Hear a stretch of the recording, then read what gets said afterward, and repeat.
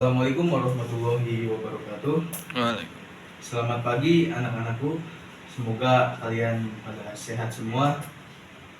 Di sini bertemu lagi dengan Bapak mengenai pelajaran pendidikan agama Islam tentang ilmu fikih.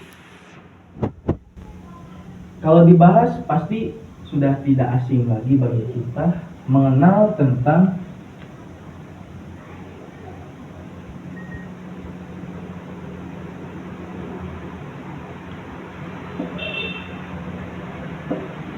fardu wudhu. Dari teman-teman pasti sudah tahu, mungkin sebagian. Saya minta kepada kalian untuk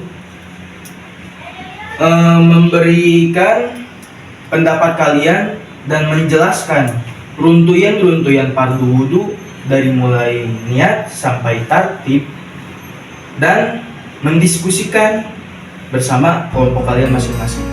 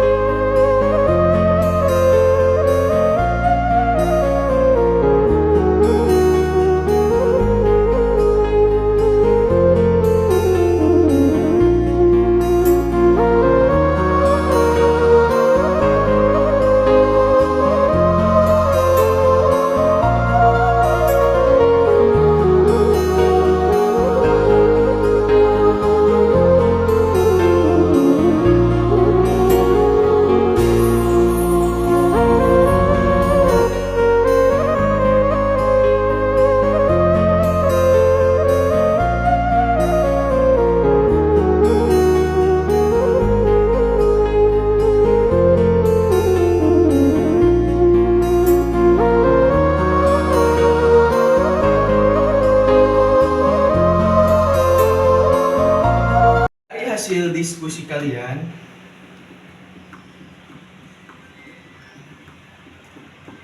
Bapak minta kalian untuk mempresentasikan hasil diskusi, bagaimana cara penerapannya dan macam-macam apa saja dengan fardu wudhu ini.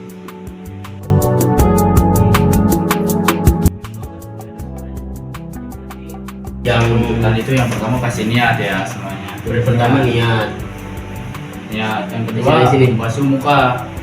Ini muka. Niat membasuh muka. Ketiga Tangan berarti tangan. Lalu habis tangan mengusap rambut. mengusap rambut. Mengusap rambut.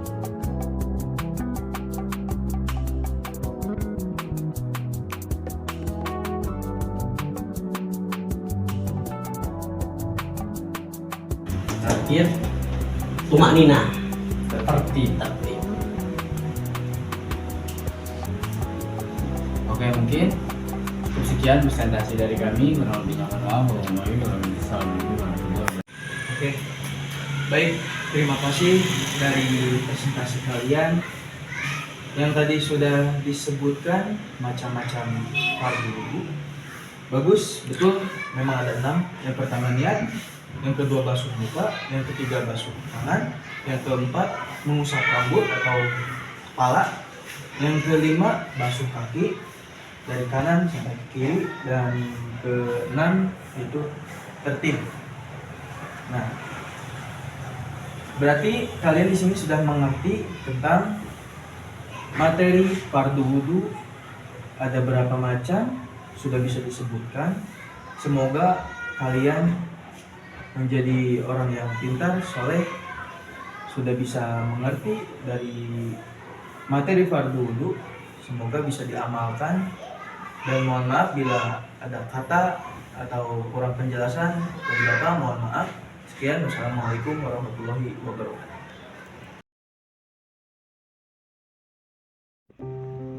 Assalamualaikum warahmatullahi wabarakatuh. Gimana kabarnya? Kabar baik? Alhamdulillah baik ya semuanya. Bertemu lagi dengan Bapak membahas tentang syarat tayamum. Yang kemarin kita sudah membahas tentang fikih dari bagian fardu wudu. Sekarang kita membahas tentang tayamum. Nah, dari tayamum kita tidak sembarang bisa, karena tayamum itu harus di waktu tertentu. Sekarang kita lagi musim kemarau. Di Karawang kemarau. Otomatis dari kemarau ini air itu semakin menyurut, semakin tidak ada. Nah, makanya dari kemarau bagaimana kita akan melakukan sholat jika tidak ada air? Maka harus tayamum. Nah, harus tayamum. Apa sih tayamum itu? Yaitu pengganti dari air. Nah, syarat-syaratnya sudah Bapak tuliskan di dalam buku. Yang pertama, jika kita hendak ingin bertayamum, diwajibkannya untuk tayamum yang pertama yaitu orang sakit. Betul, jawaban dari kamu. Yang pertama gitu harus sakit, orang sakit. Karena jika sakit mempunyai penyakit yang tidak boleh terkena air, nah maka diwajibkannya harus tayamum. Gimana Pak cara tayamumnya? Apakah harus pakai tanah? Oh tidak. Tidak hanya pakai tanah, bisa jadi pakai debu. Yang pertama orang sakit. Yang kedua yaitu keberadaan airnya itu sangat jauh.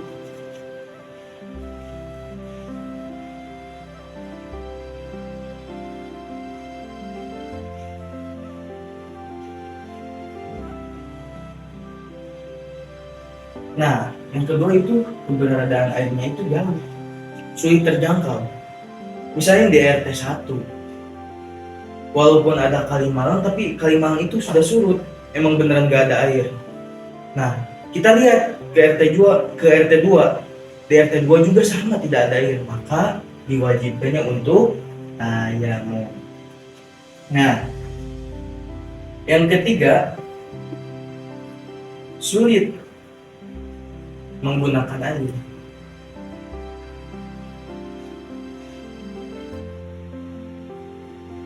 Nah, arti kata dari sulit menggunakan air bukannya air itu tidak ada.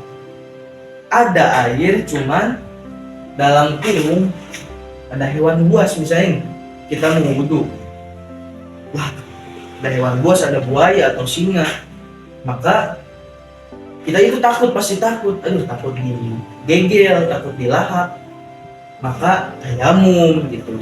Nah, itu yang ketiga, sulit menggunakan air, karena dengan dalam garis besar yaitu takut ada hewan ataupun kita lagi di penjara ataupun gimana, nah maka tayamum. Yang keempat, airnya itu harus dingin, airnya yang dingin, air dingin.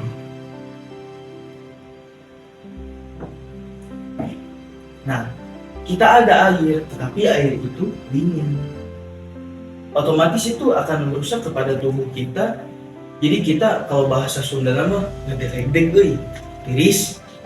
Nah, maka tayamum, jangan dipaksain ya. Harus tayamum, betul. Yang kelima, apakah tayamum itu harus dilakukan sebelum adzan atau sebelum waktu sholat? Nah, kita syaratnya tayamum, syarat lupa, harus setelah waktu sholat.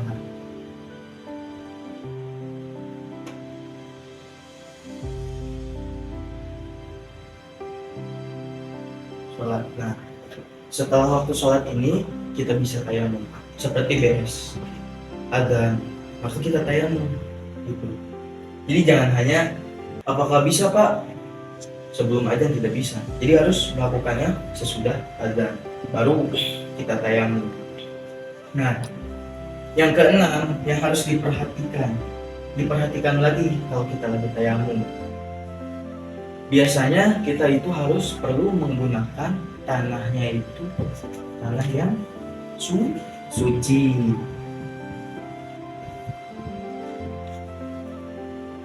Nah, tanahnya harus yang suci. Arti dari kata suci seperti kita tidak terkena oleh kotoran hewan. Nah, maka tanahnya itu harus suci, bersih. Diusahakan waktu Bapak masih belajar di pesantren, jadi tanahnya itu kalau bahasa Sunda digawir. Kayak jurang-jurang itu. Nah, insya Allah itu belum terkena oleh kaki atau kotoran, insya Allah. Nah, jika tidak pakai tanah, bisa pakai debu. Nah, debunya juga harus suci seperti. Nah, insya Allah ya, ini suci, misalnya ada debu. Cukup pakai debu juga bisa, asalkan debu itu suci. Nah, mungkin penjelasan dari Bapak tentang syaratnya tayamum jika kita lagi kemarau, ataupun kita lagi sakit, ataupun sulit. Nah, dari 6 ini, semoga kalian lebih mengerti apa yang maksud dari Bapak yang sudah dijelaskan.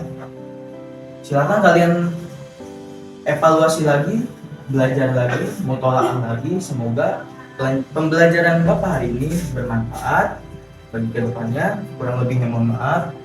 Wassalamualaikum warahmatullahi wabarakatuh. Assalamualaikum warahmatullahi wabarakatuh. Selamat pagi anak-anak. Berjumpa lagi ya dengan Bapak dari pelajaran pendidikan agama Islam. Di sini Bapak akan bercerita dan meneladani dari Nabi akhir zaman. Sebelum kita pembahasan, ada yang tahu nggak siapa sih Nabi akhir zaman? Nah, iya betul. Apa? Betul sekali. Nabi Muhammad Sallallahu Alaihi Wasallam.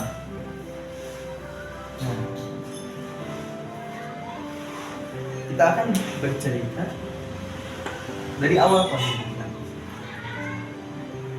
Nabi Muhammad SAW lahir dari 12 Rabiul Awal, tahun gajah. Nah, kenapa sih bisa dinamakan dengan tahun gajah?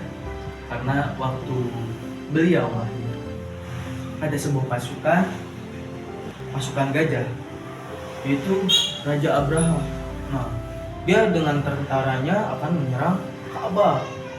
Nah, disitulah pas dengan kelahiran Nabi Muhammad, maka dinamakanlah dengan tahun gajah. Nah, itu.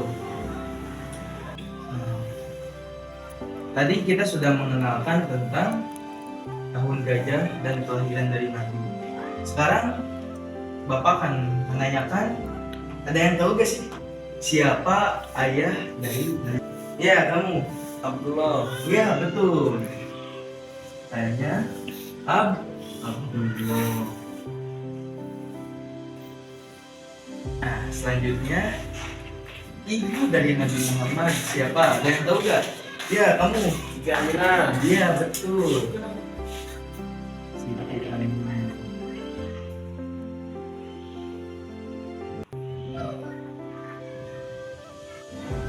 Selanjutnya, teman-teman ada yang tahu gak siapa kakek dari Nabi Muhammad? Nah, ya, kamu. Abdul Muthalib. Abdul Muthalib.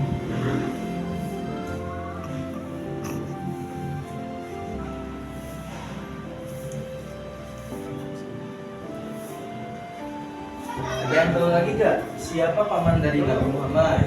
Ada yang tahu? Ya, kamu siapa? Abu Muthalib. Abu Thalib.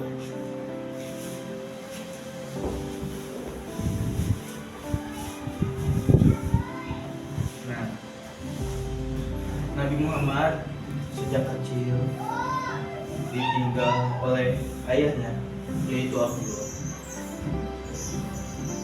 Diasuh oleh kakeknya, yaitu Abdul Muthalib. Nah, setelah kakeknya meninggal dunia, diasuhlah Nabi Muhammad oleh pamannya yaitu Abu Thalib. Nah, waktu itu baginda Nabi Muhammad diajak berdagang ke Syam. Beliau di situ berdagang hingga dewasa. Beliau ditemukan oleh istrinya. Siapa yang tahu istrinya? Yang pertama itu Siti Khadijah. Nah, jadi kesimpulannya di sini yang kita perlu diteladani, kita itu harus bersyukur dan bersabar seperti akhlak-akhlak Nabi Muhammad SAW, dan kita harus menelaah lagi sifat-sifatnya agar kita selalu hidup aman dan tentram. Mungkin cukup sekian penyampaian dari Bapak. Kurang lebihnya mohon maaf. Ditutup dengan Wassalamualaikum warahmatullahi wabarakatuh. Terima kasih. Sampai jumpa.